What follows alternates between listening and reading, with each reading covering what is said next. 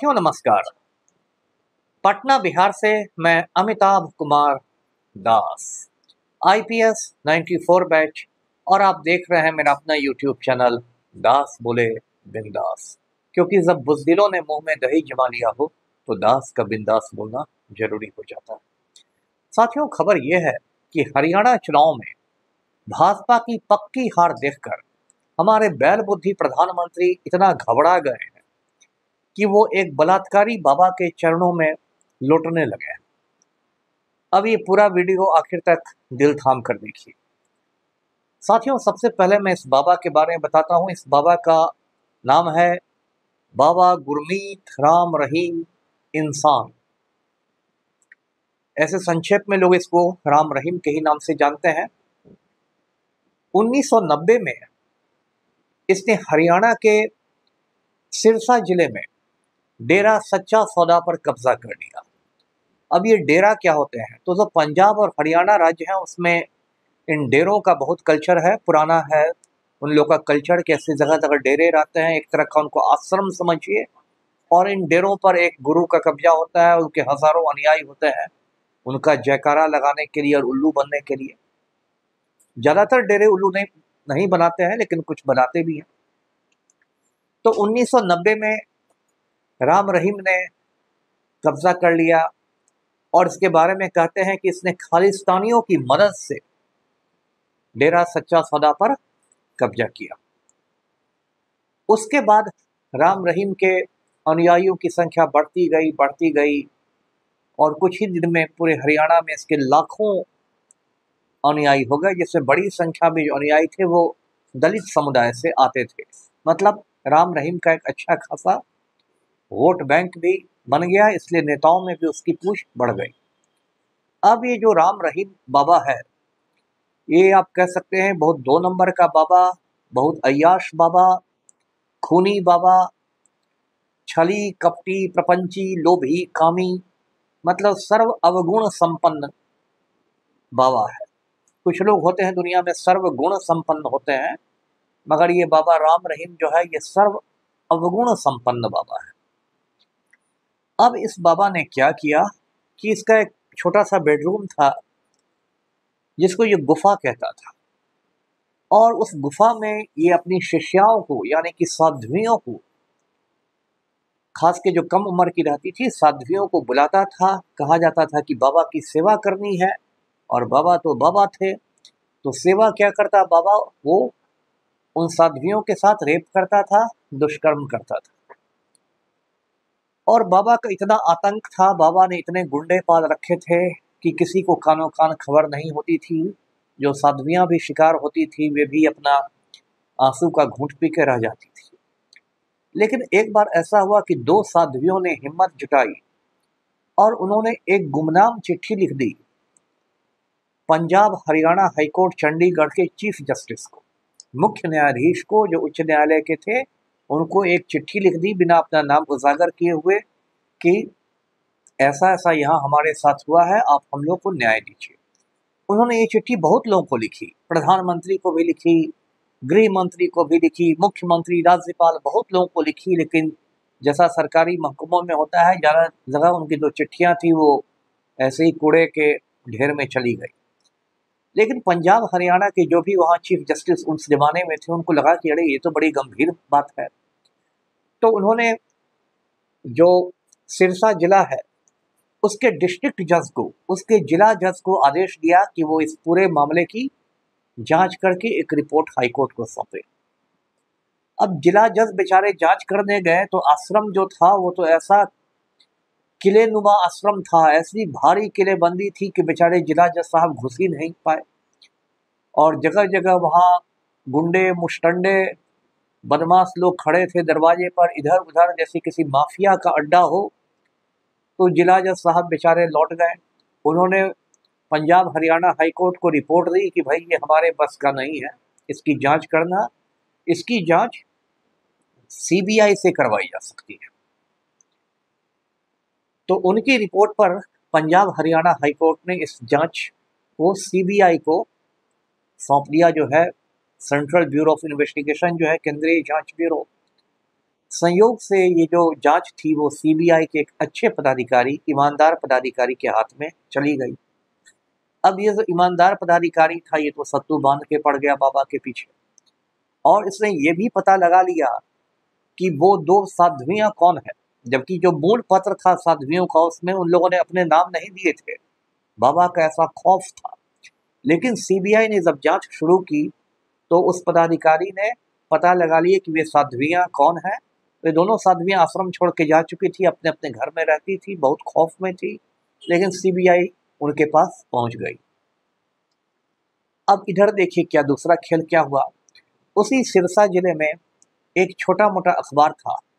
अखबार का नाम था पूरा सच, और उस अखबार को निकालने वाले थे, जो उसके संपादक थे, मालिक भी थे, उनका नाम था रामचंद्र छत्रपति। रामचंद्र छत्रपति को कहीं से खबर लग गई कि ऐसी एक चिट्ठी बाबा के खिलाफ गई है पंजाब हरियाणा हाईकोर्ट के पास।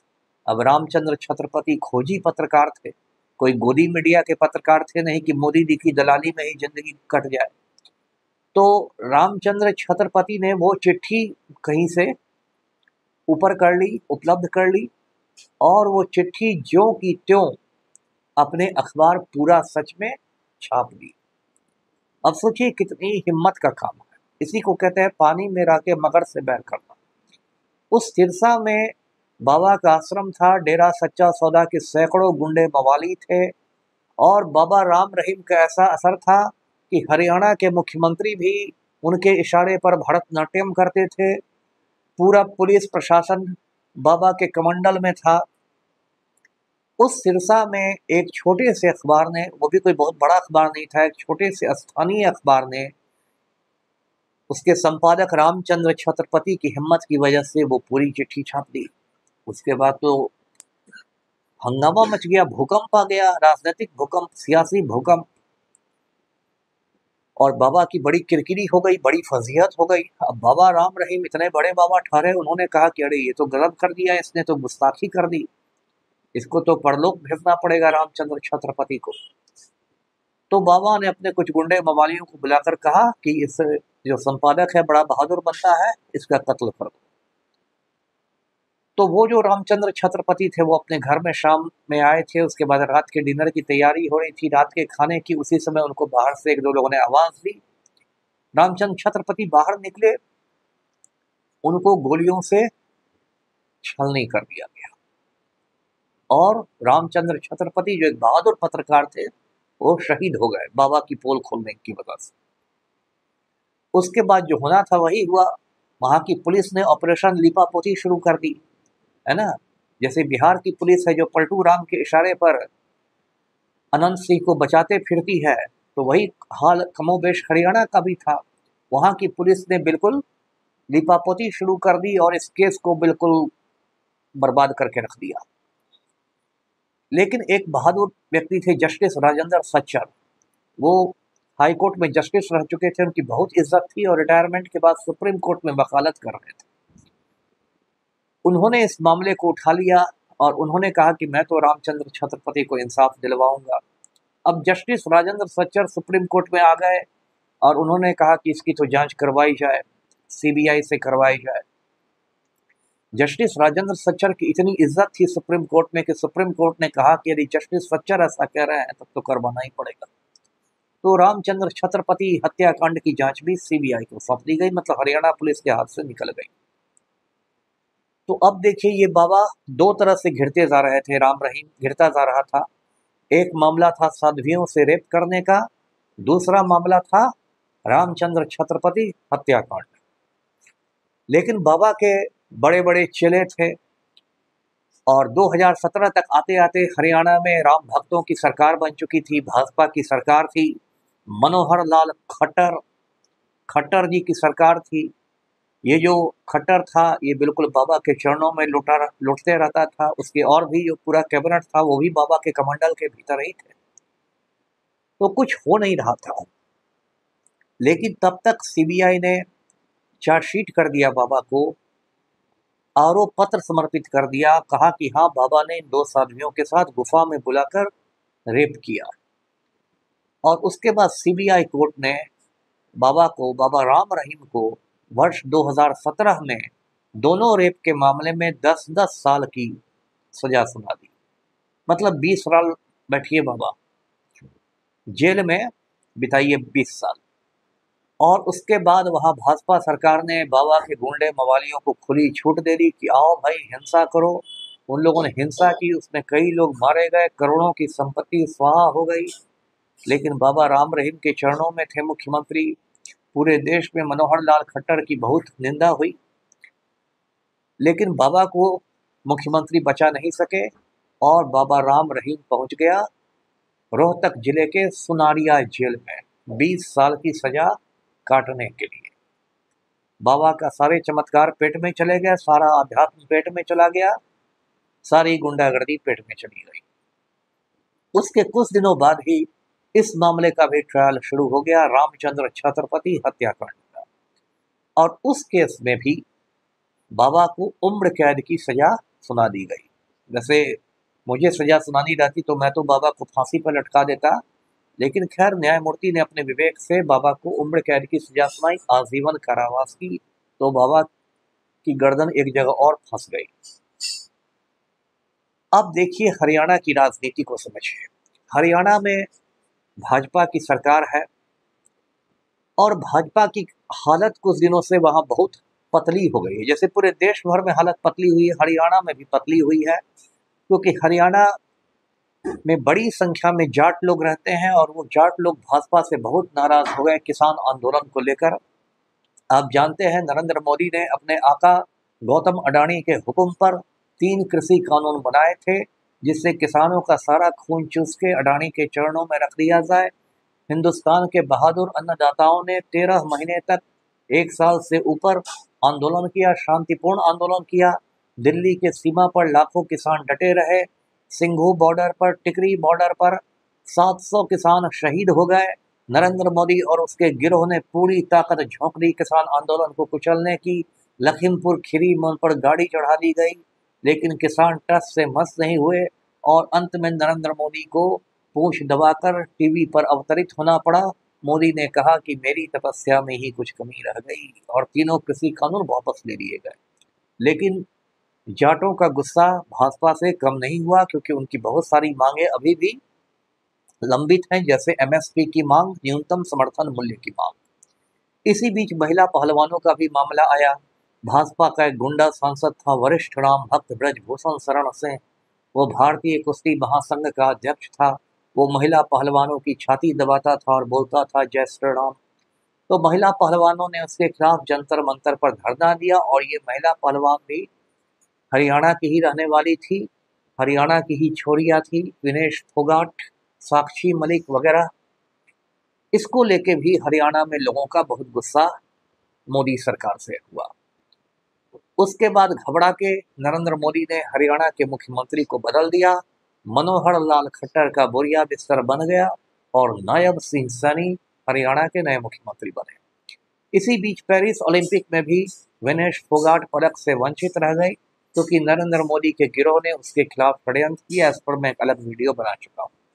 अब इन सब को लेते हुए हरियाणा में भाजपा के प्रति बहुत ज़्यादा गुस्सा है लोगों में, और हरियाणा के चुनाव अक्टूबर महीने में ही होने वाले हैं, यानी 2 महीने बाद।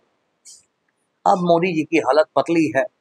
मोदी जी ने सलाहकारों को बुलाया कि क्या किया जाए हरियाणा को जीतने के लिए। सलाहकारों ने कहा कि मोदी जी बलात्कारी बाबा के चरणों में गिर जाइए। अब मोदी जी तो कुर्सी के लिए कहीं भी गिर सकते हैं। जब गौतम अडानी को मालिक बना चुके हैं तो बलात्कारी बाबा को भी गुरु बना देंगे। तो मोदी जी ने भाजपा सरकार को कहा कि भाई बाबा की मदद की जाए, राम रहीम की। इन्होंने बलात्कार ही तो किया है, कुछ खास तो किया नहीं है। और हरियाणा की सरकार ने बाबा राम रहीम को 21 दिनों के फरलो पर छोड़ दिया। और उत्तर प्रदेश के बागपत में भी बाबा का एक आश्रम है, वहां बाबा चले गए हैं, वहां अपनी शिष्याओं से घिरे हुए हैं। अब आप पूछेंगे कि ये फरलो क्या होता है और ये पैरोल से किस तरह भिन्न है। तो फरलो और पैरोल दोनों में छोड़ा जाता है थोड़े दिनों के लिए। जैसे मई महीने में इस साल आपको याद होगा अनंत सिंह को पलटू राम ने पैरोल पर छुड़वा दिया था 15 दिनों के लिए। लेकिन पैरोल और फरलो में ये फर्क है कि फरलो सिर्फ सजा याफ्ता कैदी को ही दिया जाता है, किसी विचाराधीन कैदी को नहीं दिया जाता, मतलब उसी कैदी को मिलता है जिसका कन्विक्शन हो चुका रहता है, जिसको अदालत ने दोषी मान लिया होता है। तो बाबा को फरलो मिल गया, बाबा अपना आराम कर रहे हैं। और इसके पहले भी हरियाणा की सरकार ने बार बार उनको फरलो देके, पैरोल देकर, ये वो करके बार बार उनको, ये है जिससे कि हरियाणा में भाजपा पर बाबा राम रहीम की कृपा बरसती रहे। तो साथियों, ये जो नरेंद्र मोदी हैं, हमारे बैल बुद्धि प्रधानमंत्री, बातें तो बड़ी बड़ी करते हैं। आज भी उन्होंने लाल किला से बहुत झूठ की बरसात और जुमलों की बारिश की है, लेकिन नैतिकता नाम की चीज इनमें नहीं है। हरियाणा में भाजपा को जिताने के लिए नरेंद्र मोदी बहुत ही बेशर्मी के साथ, निर्लज्जता के साथ एक बलात्कारी बाबा के चरणों में गिर गए। तो मोदी जी, आपका सीना 56 इंच का हो या 112 इंच का, दुनिया सब देख रही है, देश सब देख रहा है। इतना भी बेशर्म नहीं बन जाइए कि इतिहास में जब आपको याद किया जाए, काले अक्षरों में ही याद किया जाए। तो आज का वीडियो यहीं तक। वीडियो को लाइक करें, शेयर करें, चैनल को सब्सक्राइब कीजिए। धन्यवाद। जय हिंद।